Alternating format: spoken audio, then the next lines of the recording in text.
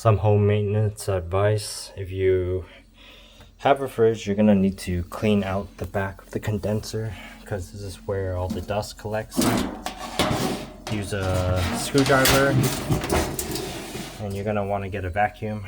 Start vacuuming up all this.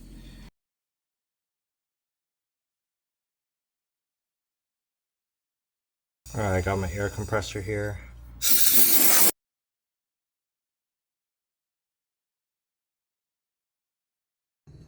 And then when I'm done blowing out all the dust, I'm gonna add one of these condensate pan treatments. It's just a pill. It says to basically place one of the tablets at the furthest point from the drain to secure